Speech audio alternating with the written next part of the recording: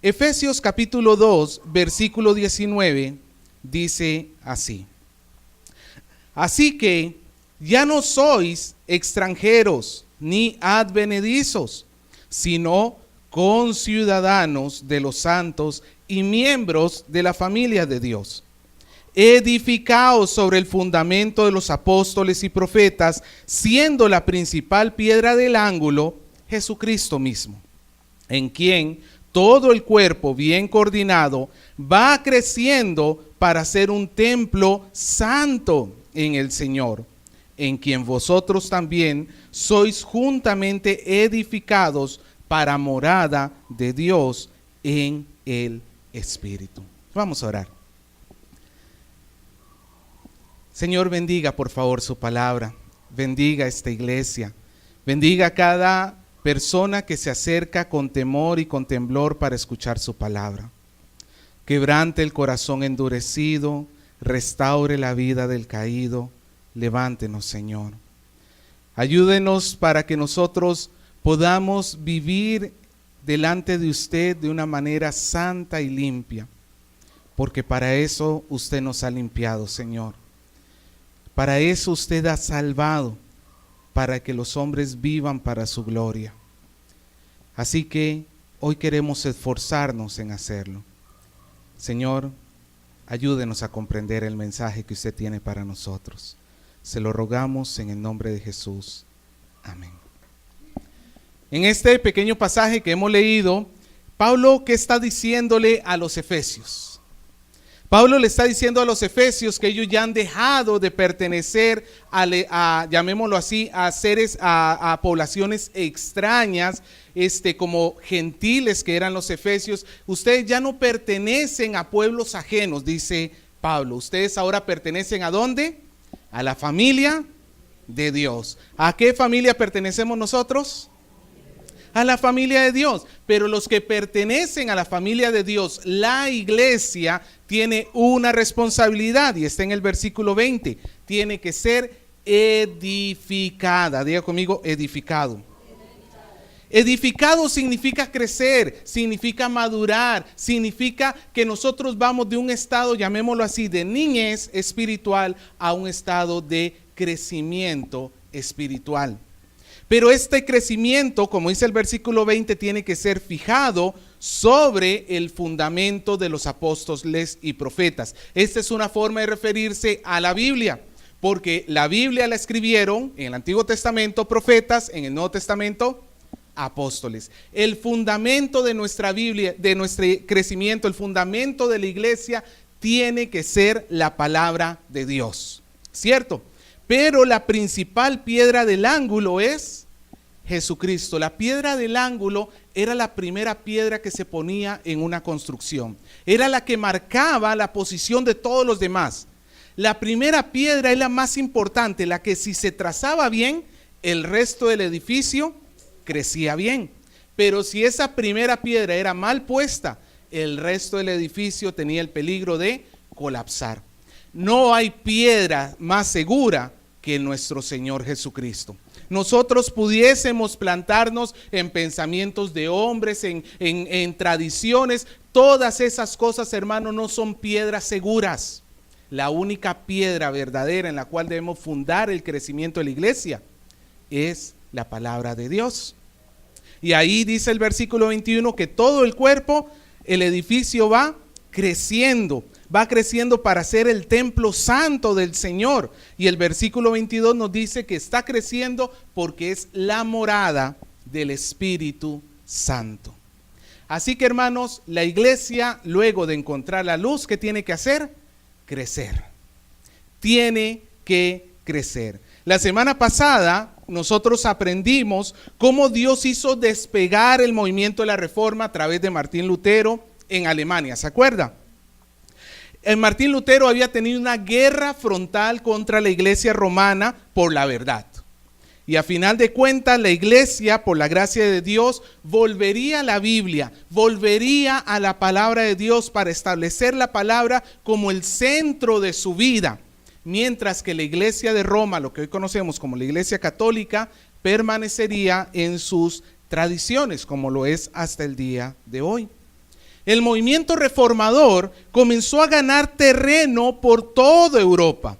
Comenzó a crecer, a expandirse. Fue como un polvorín que se comenzó a encender y muchas ciudades comenzaron a tomar, a abrazar la reforma protestante y se convirtieron en ciudades reformadas o en ciudades protestantes.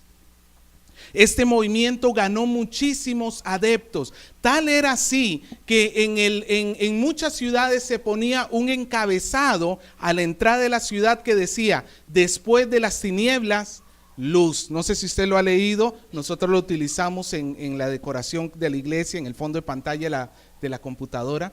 Después de las tinieblas, luz. Y esta es una frase inspirada en el libro de Job, que lo que alude es que antes nosotros estábamos en las tinieblas de la ignorancia de la palabra, pero gracias a la bondad de Dios ya las tinieblas han pasado y ahora lo que hay es luz, la luz de la palabra de Dios. Los pueblos comenzaron a recibir la palabra de Dios. El movimiento de la reforma había podido aclarar algunos puntos con respecto, por ejemplo, a la salvación, que no era por obras, sino que la salvación es por fe y por la gracia de Dios, ¿ok? La gracia de Dios actúa y el vehículo es la fe. Había aclarado otros temas, por ejemplo, con respecto a la autoridad verdadera, que la verdadera autoridad no se encuentra ni en el Papa, ni en el magisterio, ni en las tradiciones, sino que la autoridad se encuentra ¿dónde? En la palabra de Dios. En ese sentido, la reforma había podido esclarecer muchos temas doctrinales, pero no había logrado conseguir una profundidad necesaria, una profundidad buena. Había muchos temas en los cuales los mismos reformados, los mismos protestantes no estaban de acuerdo, tenían cierta confusión al respecto. Fue en aquel entonces, hermanos, cuando Dios levantó un hombre llamado Juan Calvino, que es el que vamos a estar estudiando el día de hoy. En medio de esta reforma, pero que al mismo tiempo había confusión en cuanto a algunos temas, Dios levantó un hombre que muchos lo catalogaban como un hombre brillante, un hombre de gran talento intelectual y de gran capacidad organizativa. Y estos dones que Calvino había recibido de Dios iban a ser utilizados para sistematizar las doctrinas protestantes. Sistematizar significa colocar en un orden secuencial, en un orden lógico, considerando el todo, no solamente la parte, pero que cada parte forma parte de un todo. Y eso suena a trabalenguas. ¿Usted me entendió?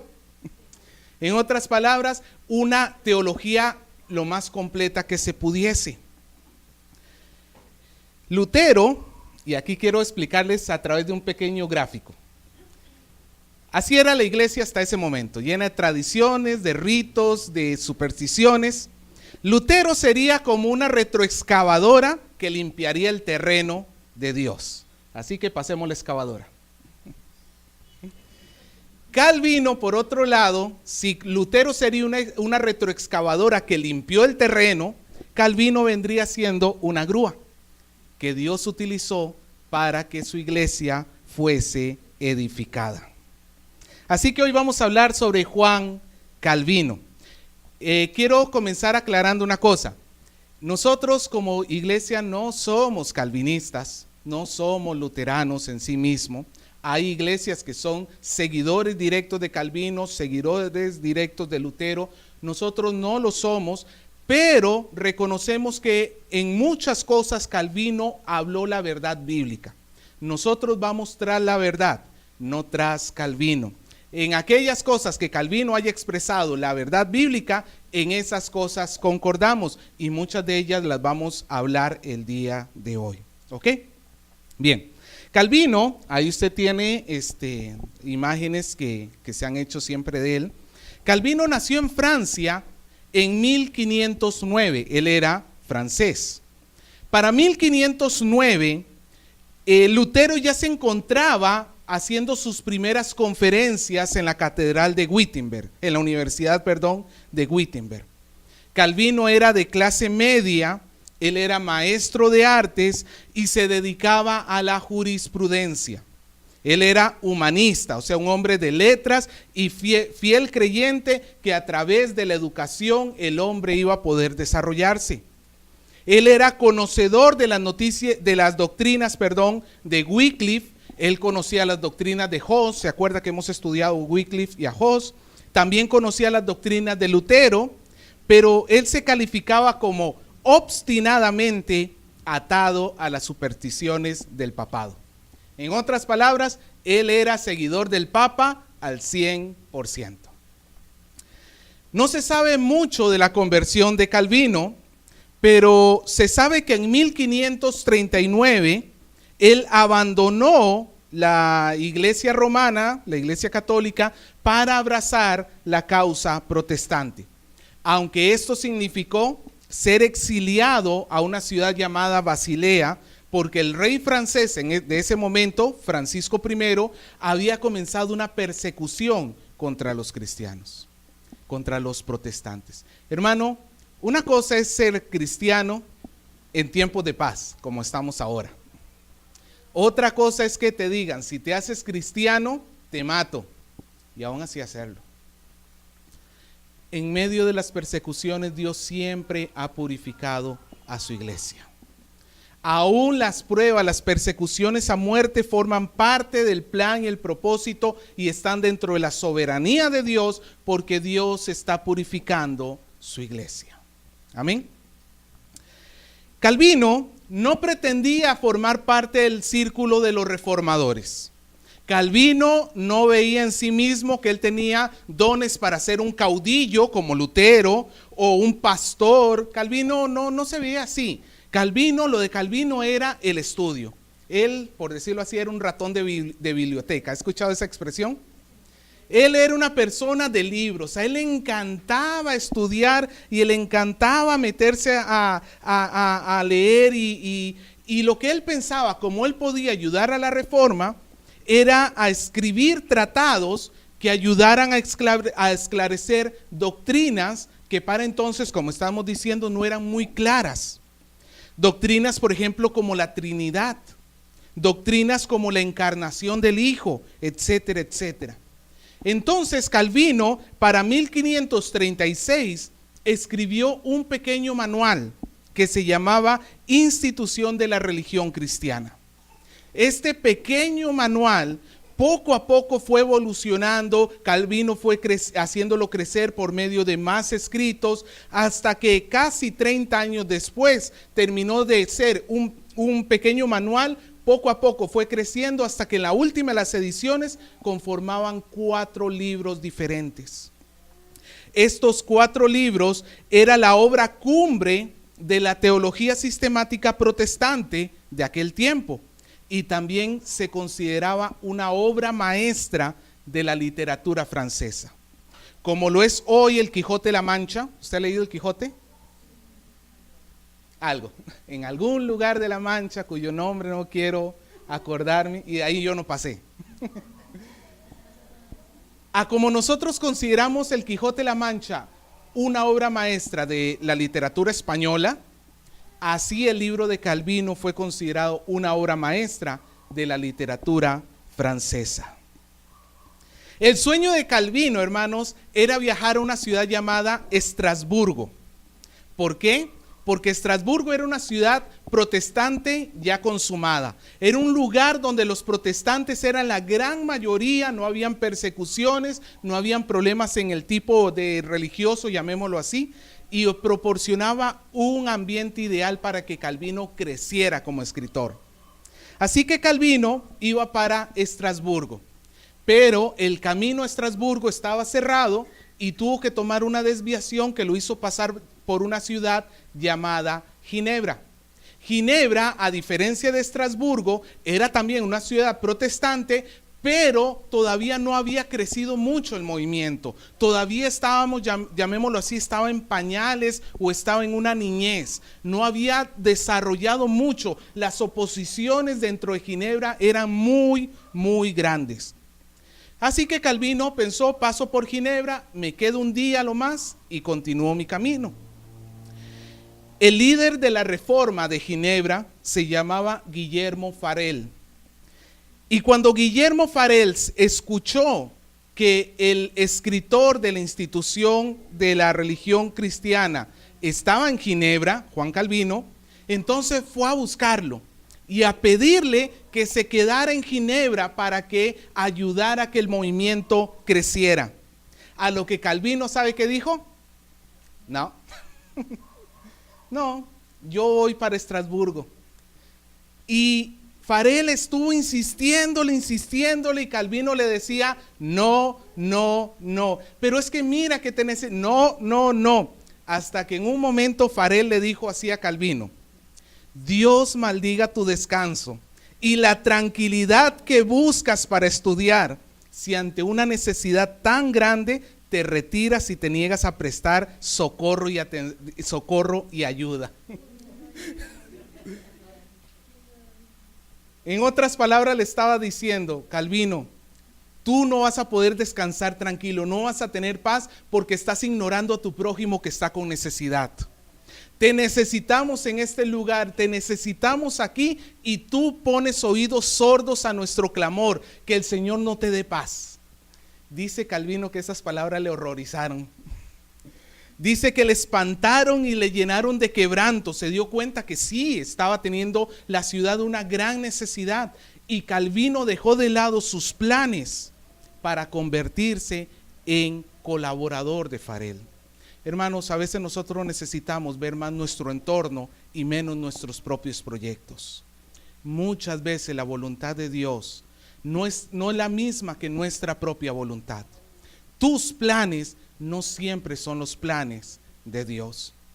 Si tú estás centrado solamente en ti y en lo que tú has planificado para tu vida, te vas a perder la oportunidad de cumplir con los planes de Dios y de servir al prójimo.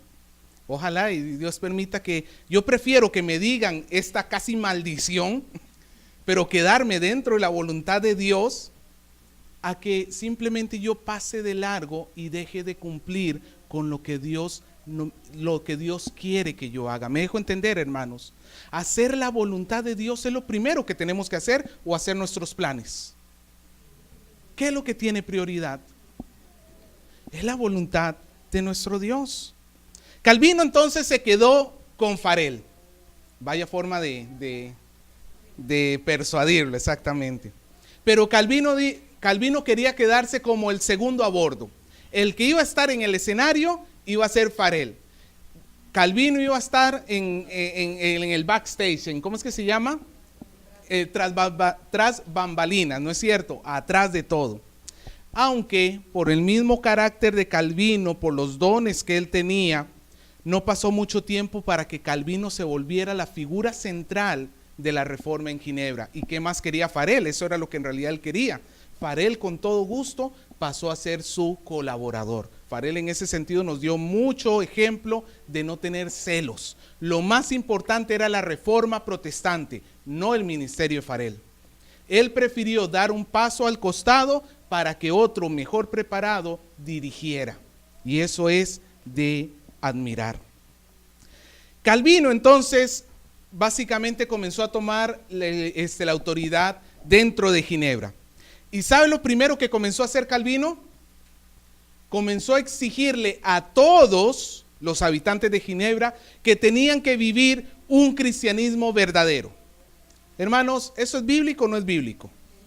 Por supuesto, primera de Juan, capítulo 2, versículo 9, nos dice que el que permanece en él debe andar como él anduvo. No se trata, hermano, de tener un cristianismo como me da la gana. Yo tengo que vivir según las normas de Dios. Y Calvino comenzó a tallar, por decirlo así, en ese sentido a la ciudad. Pero los burgueses, que eran los que tenían la autoridad de la ciudad, ellos no querían vivir un cristianismo verdadero. Ellos querían las ventajas del cristianismo, querían la seguridad de poder ir al cielo, querían las bendiciones de Dios, pero querían vivir su vida en libertinaje y con pocas obligaciones morales. Ellos no querían, a final de cuentas, vivir en cristianismo verdadero.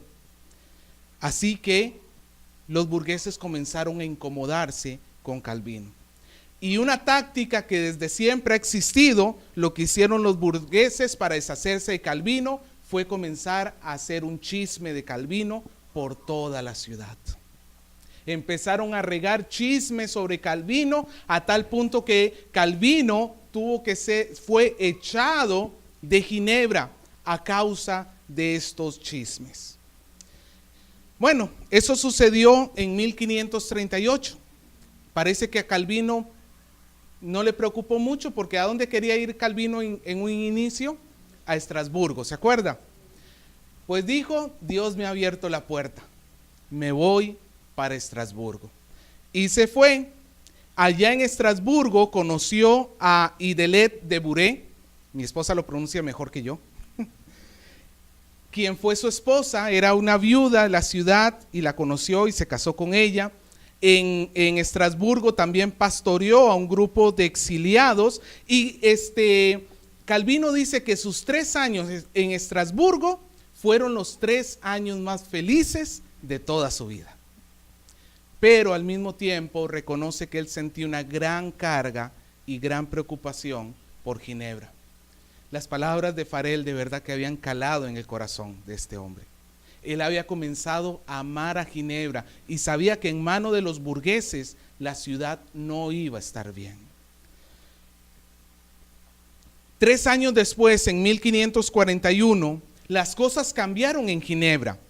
Los protestantes llegaron al poder y entonces comenzaron a llamar a Calvino. Calvino, sin dudarlo, se regresó a Ginebra y comenzó entonces a trabajar en cambios. Comenzó a hacer una serie de reformas dentro de la ciudad y comenzó a apoyar la autoridad de la ciudad, no sobre un hombre, porque todo el mundo quería que Calvino fuera el líder de la ciudad. Calvino dijo no. Formó un grupo de personas dentro del cual él era uno de ese grupo, y sobre ese grupo de personas puso toda la autoridad de la ciudad. Esto es muy importante, hermano. La autoridad no puede estar sobre una sola persona. Quien tiene la autoridad tiene que buscar otras personas que le ayuden a llevar la autoridad, porque una sola persona es muy fácil que se corrompa. Cuando la autoridad se distribuye entre más, las posibilidades de corrupción son menores. Así que Calvino comenzó a trabajar en la ciudad. La ciudad comenzó a crecer, el movimiento de la reforma comenzó a crecer y, hermano, la ciudad comenzó a prosperar. Una de las características que ha tenido el movimiento de la reforma es que las ciudades que se han vuelto protestantes crecían económicamente, porque cuando la iglesia crece, la sociedad también crece. Nosotros no debemos buscar evangelizar para crecer económicamente, pero es una consecuencia de el buen trabajo de la iglesia. Cuando la iglesia está viva, la sociedad crece, lo cual nos muestra, hermanos, que la condición de la iglesia cristiana hoy en día es muy diferente. ¿La sociedad está en crecimiento o en decadencia? ¿Sabe? No es de extrañar que la iglesia también está en decadencia. La iglesia cristiana a nivel mundial está en una decadencia por olvidarse la palabra de Dios, lo mismo que sucedió hace 500 años. Y la sociedad, en consecuencia, cae en decadencia. Jesús no dijo que nosotros éramos la luz del mundo. Si la luz se apaga, ¿qué va a poder ver la sociedad? Pero todo lo contrario sucedía en Ginebra. La luz alumbraba y el movimiento crecía. Hasta que llegó un hombre, un médico español llamado Miguel Serveto. Él era un prófugo de la Inquisición porque él afirmaba que la Trinidad era una ofensa a Dios. Este hombre decía que no había Trinidad y la Santa Inquisición lo estaba buscando para matarlo. Cuando llegó a Ginebra, como Calvino se oponía a este hombre, los enemigos de Calvino lo tomaron como su aliado. Tú sabes el dicho, el enemigo de tu enemigo es mi amigo. Pero entonces las autoridades arrestaron a Serveto y le preguntaron a las demás ciudades protestantes sobre la doctrina que traía este hombre, y todas las ciudades protestantes lo catalogaron como hereje. Ginebra condenó a Serveto a morir en la hoguera, quemado vivo. Calvino trató de persuadirlos a que no muriera en la hoguera, que lo decapitaran, porque era una muerte más humanitaria. Ser quemado vivo involucraba mucho tiempo tortura. La decapitación era un solo golpe y muerto. Obviamente usted dirá, pero mejor no lo hubieran matado, pero es que eran las leyes de entonces. Hay que entender eso, eran las leyes de entonces. Esto provocó que el poder de Calvino, porque sus enemigos habían apoyado a Serveto, pero Serveto fue ejecutado. Esto provocó que el poder de Calvino creciera todavía más, pero Calvino no se le subió, llamémoslo así, desproporcionadamente la autoridad, aunque sí comenzó a ser mucho más estricto. Y una de las cosas que le critican a Calvino es que él fue demasiado estricto en las disciplinas que ponía. Y hermano, posiblemente sí, Calvino se equivocó muchas veces haciendo cosas demasiado, ¿cómo decirlo?, estrictas. Era muy fuerte cuando tenía que poner en disciplina a alguien. Pero también reconocemos que es un hombre.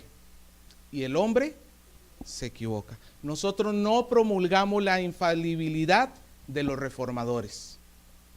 No somos como los que dicen que el Papa es infalible. Nosotros no decimos que Calvino, Lutero, fulano y mengano son infalibles. Todos son pecadores y necesitados de la gracia de Dios. Finalmente, hermanos, Calvino estableció un lugar llamado la Academia de Ginebra, porque vio la importancia de la educación dentro del movimiento de la Reforma. Si queremos que el mundo conozca, necesitamos capacitar gente para que lleve la palabra de Dios a otros lugares. Y así fue, hermanos, a través de la Academia de Ginebra se capacitarían muchísimos misioneros que expandieron en la Reforma por todo el resto de Europa y el resto del mundo. En nuestro caso, la Reforma llega por medio de misioneros que llegaron a Inglaterra, se estableció en Inglaterra, de Inglaterra pasó a Estados Unidos y de Estados Unidos bajó a nosotros, porque por la línea tradicional nos viene lo católico, por los españoles nos viene lo católico, pero los reformadores vinieron y muchos de ellos de la línea, por decirlo así, por Estados Unidos, Inglaterra, Ginebra. Por esa línea viene la Reforma protestante a nosotros. Bien, habiendo hablado un poquito de la historia de Calvino, quiero hablar rápidamente sobre doctrinas de Calvino. Y como le digo, lo más importante acá no es lo que dijo Calvino, es que lo que dijo Calvino estaba en concordancia con la palabra de Dios. Y quiero dividirlas en 4 segmentos. Primero, la soberanía de Dios. Calvino aportó mucho al entendimiento de la iglesia al explicar las cosas de una manera sistemática. Por ejemplo, en cuanto a Dios, Calvino decía que Dios es soberano sobre la creación. Eso lo sabemos todos, ¿cierto? Pero en aquel tiempo no era tan fácil de deducirlo. Dios es soberano sobre la creación. Su voluntad siempre se va a hacer a la perfección, siempre. Nadie puede frustrar los planes del Señor. La soberanía de Dios se va a ejercer siempre en sabiduría, en justicia, en bondad, en misericordia, en verdad, en virtud. Siempre Él va a ser el sabio Rey de los cielos. Calvino también decía que Dios es la fuente de toda vida eterna, el origen y el fin de la salvación. La salvación está dada en la soberanía de Dios y por medio de su gracia, sin que el hombre aporte nada para su salvación, pero tampoco puede frustrar los planes de Dios para la salvación. Para Calvino la soberanía de Dios era muy importante, y en textos como por ejemplo Daniel capítulo 4 versículo 35 dice: los habitantes de la tierra son considerados como nada. Él hace, hablando de Dios, ¿qué hace Dios? según su voluntad. ¿Dónde? En el ejército del cielo y en los habitantes de la tierra, y no hay nadie quien detenga su mano, como cuando tú le agarras la mano al niño y le dices, oye, ¿qué estás haciendo? Detente. Dice, no hay nadie quien detenga su mano y le diga, ¿qué haces? Hermano, Calvino tenía bien claro que Dios es soberano. A veces nosotros tenemos la idea de que Dios está luchando contra Satanás y a veces gana Dios y a veces gana Satanás. No, hermano. Dios siempre reina, aún sobre el infierno, aún sobre las huestes mundanas, sobre los espíritus inmundos, aún sobre ellos Dios reina. Cuando Jesús le mandó un espíritu inmundo salir, ¿qué tuvo que hacer ese espíritu? Salió. ¿Y pero por qué Dios no quita el mal del mundo? Sí lo va a quitar, solamente que ha establecido un día para que eso suceda. Nosotros, hermanos, tenemos que tener la absoluta certeza que la batalla entre el bien y el mal está ganada ya. No hay nadie que pueda detener a Dios.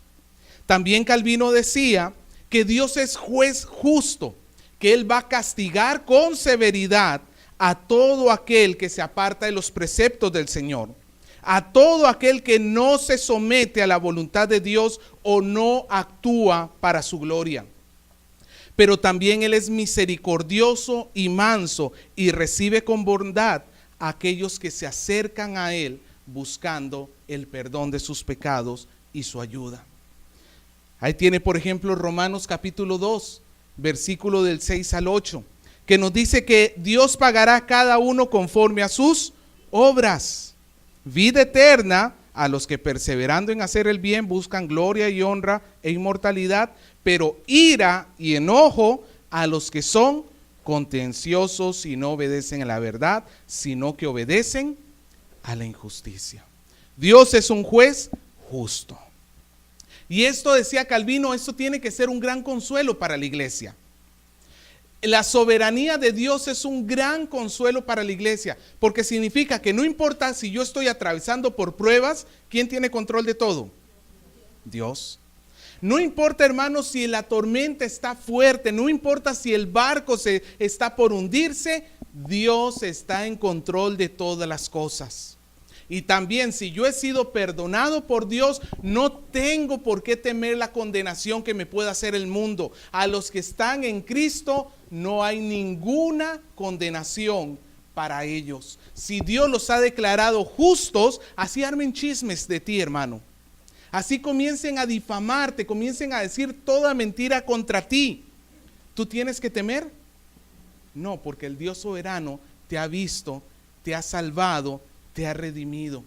Así los demás digan lo que digan de ti. Entonces el primer punto es la soberanía de Dios. El segundo punto es la depravación del hombre. La depravación del hombre. Adán y Eva, Adán específicamente el primer hombre, fue creado a imagen y semejanza de Dios. Adán fue adornado con sabiduría, con justicia y con santidad. Adán pudo vivir perpetuamente si se hubiera mantenido en esa integridad. La imagen de Dios está en el hombre, está en Adán, ¿cierto? Como dice Génesis 1:26, hagamos al hombre a nuestra imagen, conforme a nuestra semejanza. Pero, decía Calvino, por causa del pecado, por causa de la caída del hombre, la imagen de Dios ha quedado ocultada, ha quedado como empañada.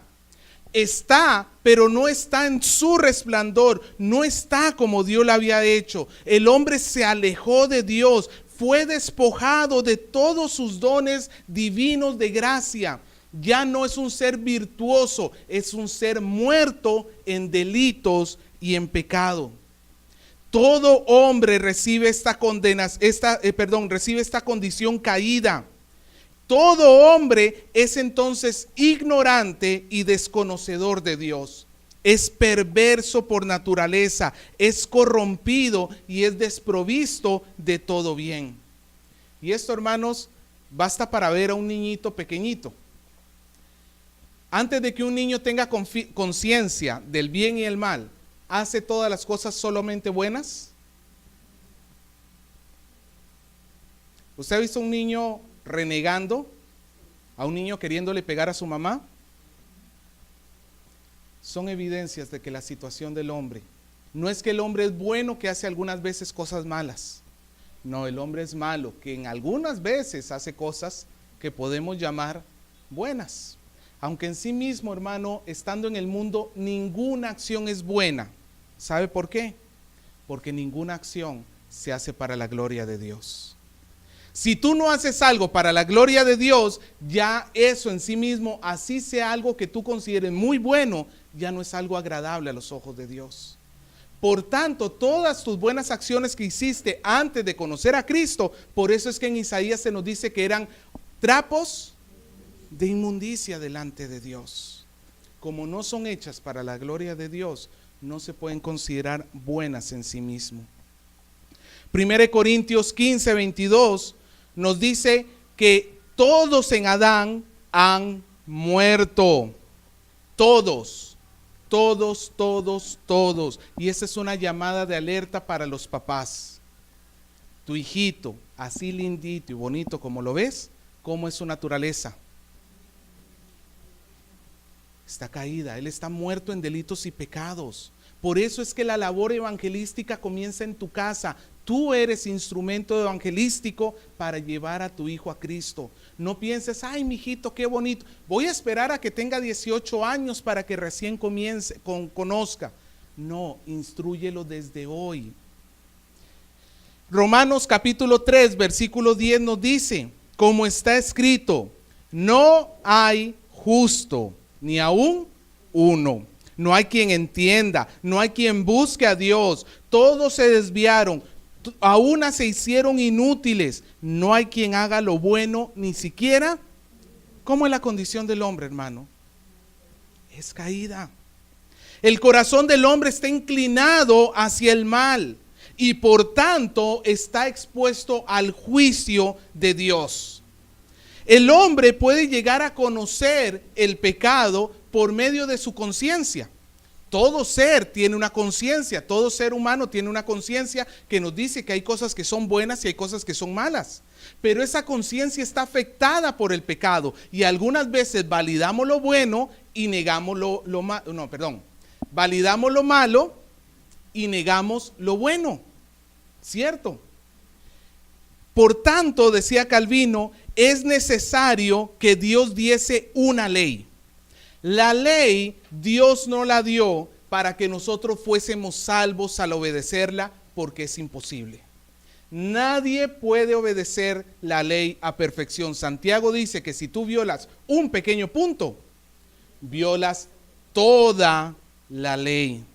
La ley nunca fue instrumento de salvación. La ley reveló la justicia de Dios y también la ley reveló nuestra condición humana caída. Romanos capítulo 3, versículo 10 nos dice, ya que por las obras de la ley ningún ser humano será justificado delante de él, porque por medio de la ley, ¿qué es?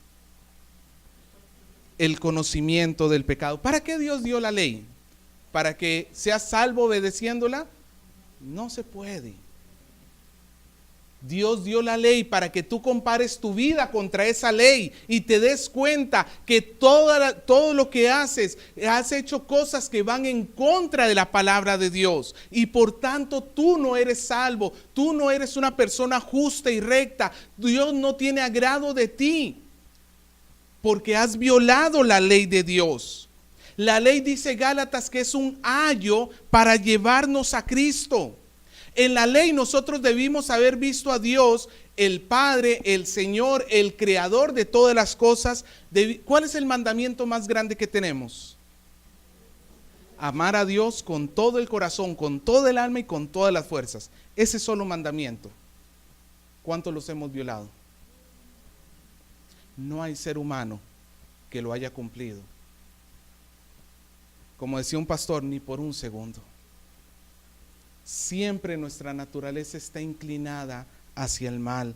Y en lugar de darle amor y dedicarle honor al Señor, nos damos cuenta que nosotros hemos violado la ley de Dios y por tanto necesitamos otro camino para la remisión de nuestros pecados. No podemos ser salvos por medio de la ley.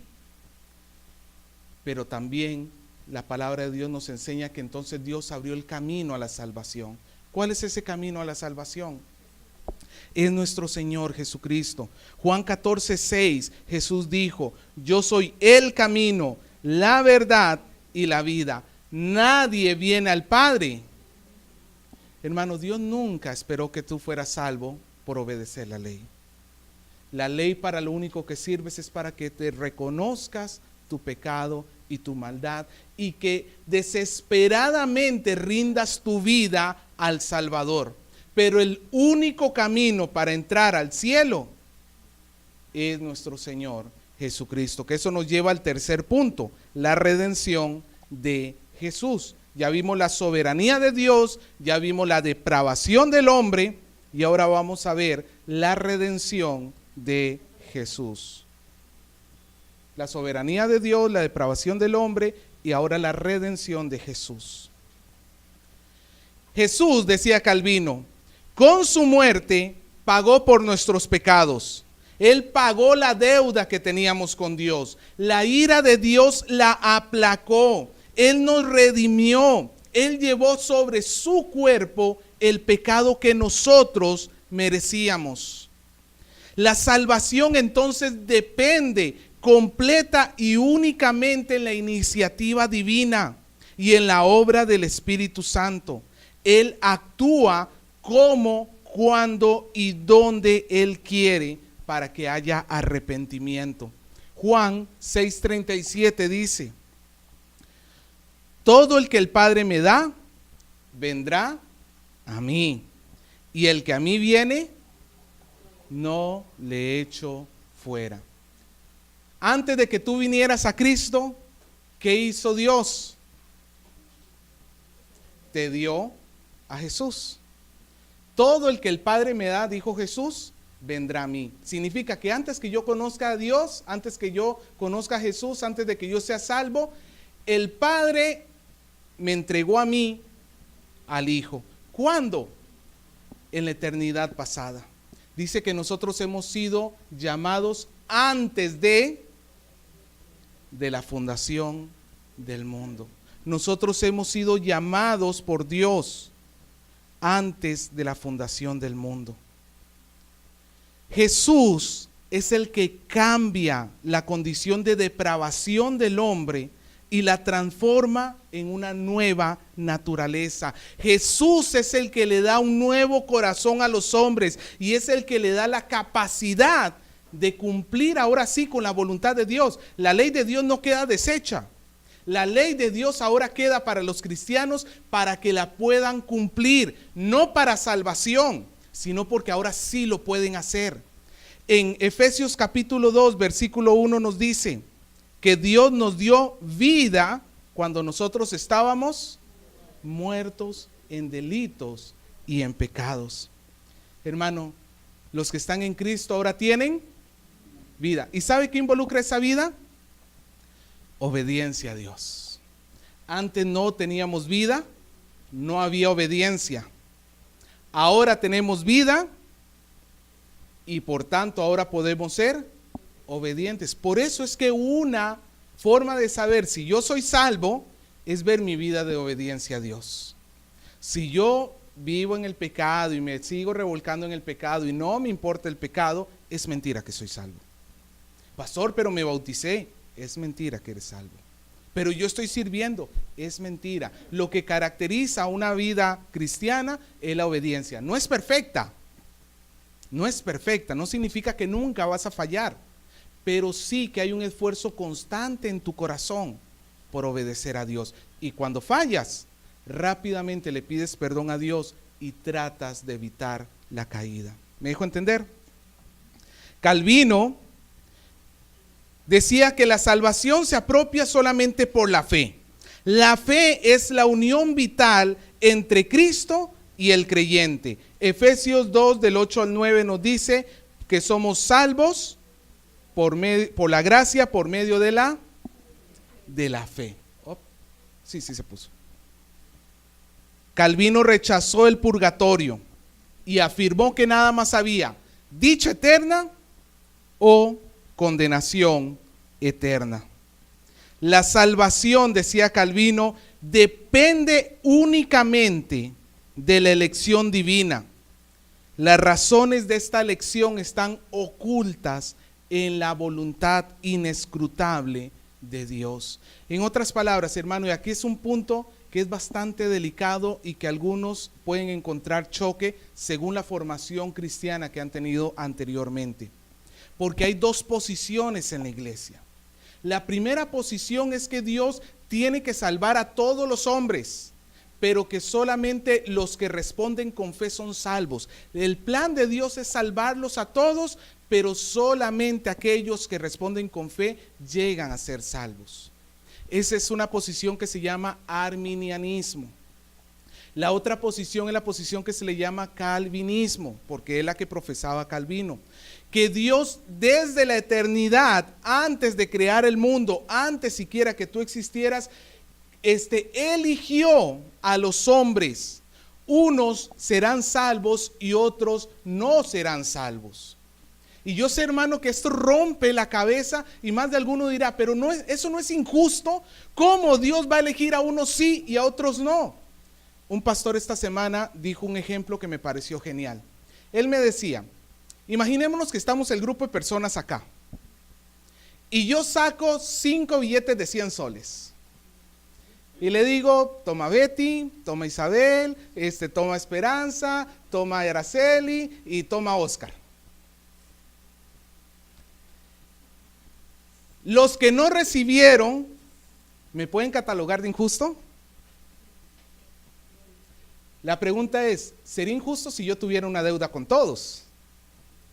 Si yo le debiera a usted, es injusto que no le dé. Pero yo puedo hacer con mi dinero lo que yo quiera. Yo no tengo ninguna deuda. Bueno, si usted tengo alguna deuda con usted, hermano, por favor recuérdenla. Pero no tengo ninguna deuda con usted. Bueno, con Paulina, con una compra de la tarjeta, confieso mi pecado. Salvo con Paulina, creo, no tengo deuda aquí con nadie. Y no llega a 100 soles, gracias a Dios. Pero a lo que voy es, no es injusto que yo con mi dinero reparta a quien yo quiera, a unos sí le dé y a otros no le dé. No es injusto porque mi obligación no es darle a todos. Yo no tengo el deber de darle a todos. Cuando una persona piensa que es injusto que Dios predestinara a los hombres para salvación, implícitamente está diciendo que Dios tiene la obligación de salvar a la humanidad entera. Pero ese es un gran problema porque la Biblia dice que el hombre no merece salvación. El hombre lo que merece por sus propias obras es la condenación eterna. Dios no está obligado a salvarlos a ninguno. De ejemplo son los ángeles. La Biblia nos narra que hubo una rebelión de los ángeles y muchos de ellos cayeron. Son los espíritus inmundos, son Satanás y sus demonios. ¿Dios los salvó? ¿Tenía la obligación de salvarlos? No, y no es injusto porque Dios da una ley. Y esa ley establece muy claramente lo que es de su agrado y lo que no es de su agrado. Y cuando no es de su agrado hay condenación eterna. Dios da la ley claramente. Yo no puedo pasarme el semáforo en rojo y cuando viene el policía a ponerme el parte decir, usted es injusto. Porque no le puso a los demás. Bueno, humanamente pudiéramos decir que fue, pero la papeleta para ti no es injusta, porque la ley dice que si tú te pasas el semáforo en rojo, hay papeleta. En su gracia, en su misericordia y en su bondad, Dios seleccionó hombres, mujeres de toda tribu, de toda lengua, de todo pueblo, de toda nación, para que le conocieran. Como diría Romanos, a uno los hizo vasos de honra y a otro los hizo vasos de deshonra. Y cuando dice, y contenderás tú con el Creador, ¿quién es, hermano, el hombre para contender con Dios sus planes? Porque si alguno le da condenación eterna, no le está dando algo que no merezca, merece la condenación eterna. Pero cuando alguno le da salvación eterna, le está dando en su gracia salvación eterna. Ahora, usted dirá, pero entonces, ¿para qué voy a predicar si ya hay seleccionados? Nosotros no sabemos quiénes son. Dios lo sabe a la perfección, nosotros no lo sabemos. Pastor, y si mi hijo no está en ese grupo, que es la del tormento de muchos padres, tu esperanza tiene que ser que sí está. Tú tienes que trabajar con tu hijo para salvación. Es más, puede ser que tú llegues a cerrar tus ojos y no veas a tus hijos salvados, y eso no significa que no estén en el plan de Dios. Puede ser. ¿Cuántos de ustedes se convirtieron luego en la muerte de sus padres? ¿Alguno de ustedes se murió luego de la conversión de la muerte de sus padres? Bueno, gracias a Dios. Pero hay muchos cristianos que mueren sin ver a sus hijos salvos. Pero hermano, Dios es misericordioso. Nosotros tenemos que esperar y confiar en Él, que nuestros hijos están dentro del propósito de Dios. Calvino decía, Cristo sufrió suficientemente por todos los hombres, pero eficazmente solamente por los elegidos. Y como dice Juan capítulo 6 versículo 44, ninguno puede venir a mí si el Padre que me envió no lo trajere, y yo le resucitaré en el día postrero. Hermano, yo sé que es difícil de digerir,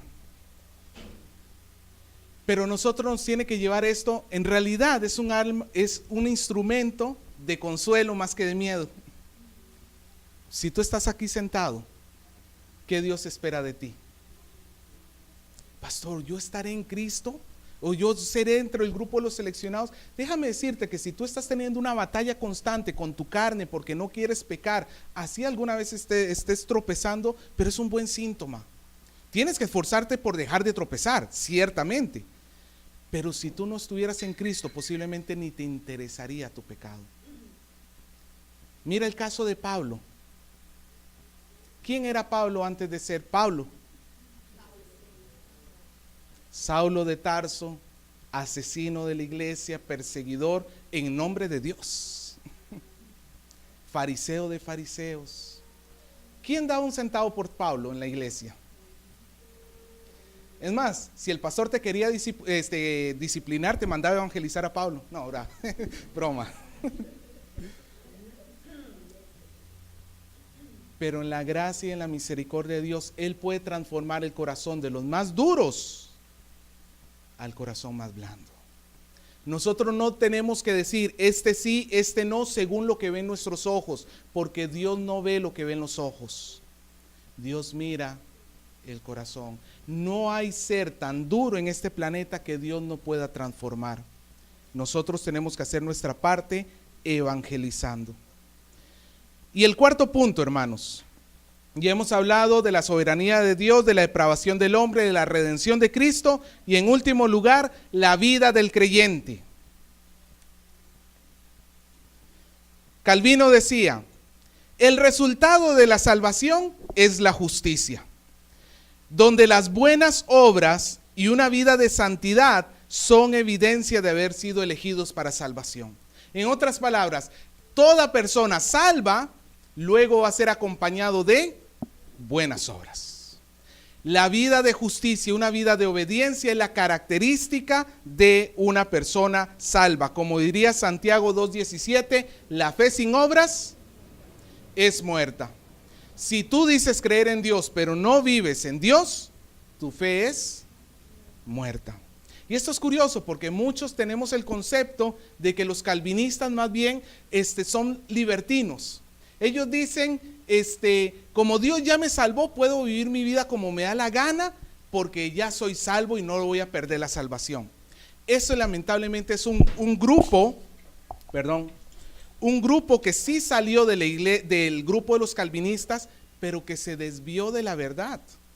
Ellos decían que como una persona ya es salva y no pierde su salvación, puede hacer de su vida lo que le da la gana, pero eso ignora las escrituras que dicen que el hombre no debe perseverar en el pecado, porque Cristo ya ha hecho morir el pecado en nosotros, Romanos capítulo 6, ¿cierto? Entonces, hermanos, en realidad la postura de Calvino era: el cristiano viva como cristiano. Ahora el creyente tiene la ley de Dios y tiene la libertad para obedecerla. Como dice Efesios capítulo 2, versículo 10. Porque somos hechura suya, creados en Cristo Jesús ¿para qué te creó Jesús? Para buenas obras. Tienes que estar viviendo dentro de la voluntad de Dios. Al igual que Lutero, Calvino veía la oración como el medio de comunicación principal entre Dios y los hombres. Es el alimento primordial de la vida de la iglesia. Juntamente con el estudio de la palabra, la oración es parte fundamental de la vida. Como dice en 1 Tesalonicenses, orad sin cesar. Calvino decía que la iglesia es una organización pedagógica. ¿Sabe lo que significa pedagógica? De enseñanza. La iglesia está en el mundo para enseñar. Y entonces, hermanos, los creyentes, decía Calvino, no solamente son llamados a tener fe y arrepentimiento. Los creyentes están llamados a aprender cómo vivir esta vida de manera práctica. Calvino, hermano, le daba mucho énfasis en la educación cristiana. Como vimos, él fundó la Academia de Ginebra. Y esto es porque en Mateo capítulo 28, versículo 19, en la Gran Comisión, después de que nos dice que hagamos discípulos, en el versículo 20 nos dice, enseñándoles todas las cosas que os he mandado. Enseñándoles. Hermanos, uno de los fines principales por los cuales existimos como iglesia es la educación de los que vienen acá. Algunos nos han criticado de que ponemos mucho a estudiar a la gente. Pero hermano, ¿para qué entonces es la iglesia? ¿Para venir y saltar? ¿O es un club social para hacer amigos? Hermano, el propósito principal de la iglesia es cierto, puedo hacer amigos, tengo que tener mis mejores amigos, tienen que ser cristianos. Es bueno venir y regocijarnos en la presencia de Dios, pero ese no es el fin principal de la iglesia. El fin principal de la iglesia es enseñarle al pueblo de Dios la palabra de Dios. Por eso, hermanos, aunque a usted le parezca un poco pesado los estudios, son parte de lo que tenemos que hacer. Porque recuerde que donde hay luz, hay crecimiento. Recuerde lo que Pablo le dijo a los efesios, que la iglesia tenía que ser edificada. ¿Sobre qué? Sobre la doctrina de los profetas y apóstoles, siendo Jesucristo mismo la piedra del ángulo, para que el edificio crezca, para que sea morada del Espíritu. Hermano, usted no desaproveche en las casas de oración, no desaproveche en el instituto bíblico, no desaproveche en los cultos, no desaproveche. La única forma como esta iglesia crezca es si se centra en el estudio bíblico. Yo espero, hermano, que usted entienda esta importancia. Para terminar, y quiero concluir con 4 puntos que podemos aprender sobre Calvino. En primer lugar, los planes de Dios y nuestros planes pueden ser muy diferentes. Debemos estar atentos a la necesidad de los demás, porque esas pueden ser oportunidades para expandir el reino de Dios. Como Calvino yendo para Estrasburgo, pero se desvió por Ginebra. ¿Qué había en Ginebra? Necesidad. ¿El corazón de Calvino quería Ginebra? No, pero a final de cuentas fue donde Dios lo utilizó. Hermanos, Dios nos va a utilizar donde haya necesidad, no necesariamente donde tú hayas planificado tu vida. ¿Usted cree que yo planifiqué mi vida en Perú? Sin menospreciar Perú. A mí me encanta Perú, pero ciertamente nunca la planifiqué acá. pero Dios me llamó acá. Tuve que dejar de lado todos mis planes por el plan de Dios. Y créame que el plan de Dios es mucho mejor que el mío. Es mucho mejor. Así que mantente alerta a las necesidades de los demás, porque así te lleve a ti a negarte a ti mismo, te va a llevar a bendición. Amén. En segundo lugar, es importante tener una fe bíblica y completa. Eso fue lo que buscó Calvino, que la fe creciera, que fuera completa, que se viera de una manera amplia, profunda. Esto nos ayuda a crecer y a madurar. Así es como nos alejamos también de las mentiras. Hermanos, no despreciemos la palabra de Dios. No despreciemos la enseñanza de Dios. Cuando usted tenga casas de oración, no desprecie la enseñanza, porque eso es tu madurez. También con tus hijos. ¿Cómo van a crecer tus hijos espiritualmente? Pastor, pero yo los traigo a la escuelita dominical. Eso no es suficiente, ¿lo sabías?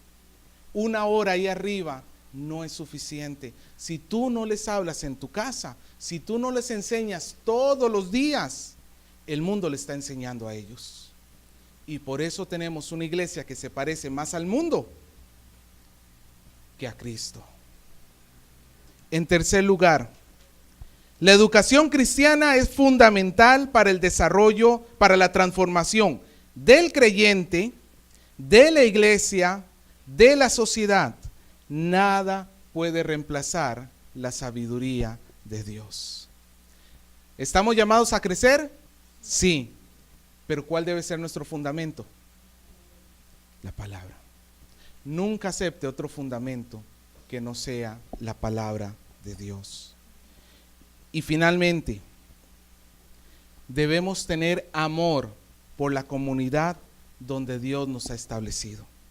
Debemos buscar aliviar sus males y testificar de Cristo. Calvino al principio no quería Ginebra, pero una vez que estuvo en Estrasburgo, pensaba en Ginebra. Hermanos, el tiempo de la Reforma siempre fue así. En Wittenberg, Lutero. En Bohemia, Hus, ¿se acuerda? En Ginebra, Calvino. Fueron hombres que se dedicaron a la ciudad donde Dios los había puesto. ¿Dios dónde te puso a ti? Callao. No, Perú es demasiado grande, hermano. Yo no estoy esperando que esta iglesia en particular alcance todo el Perú. Si vamos a expandirnos y que Dios nos dé la oportunidad de expandirnos, pero cada iglesia que logremos poner tiene que dedicarse a la comunidad donde está. Si Dios nos diera una iglesia en mi Perú, que alguno de ustedes pudiera abrir una iglesia en mi Perú, esa iglesia tiene que centrarse ¿en qué? En mi Perú. Si se abriera otra iglesia en Ventanilla, ¿esa iglesia en qué se tiene que centrar? En Ventanilla. Cada iglesia tiene que ser de su comunidad. Nosotros tenemos esta idea heroica, el mundo entero. Pero el problema es que tratando de ganar el mundo entero descuidamos lo que tenemos cerca. Primero dediquémonos a lo que está acá. Y poco a poco, si cada iglesia se dedica a lo que en donde está, el mundo entero puede ser ganado para Cristo. ¿Me dejo entender? Tengamos amor, hermano. Ore todos los días por el Callao. Ore todos los días por la evangelización, por las familias, por la drogadicción, por los problemas de robo, por las violencias familiares que estamos teniendo. Ore todos los días. Ame esta ciudad. Si los extranjeros podemos amar las ciudades de que no nos pertenecen, como Calvino amó Ginebra, pues los propios de la ciudad deben amar su ciudad. Amén.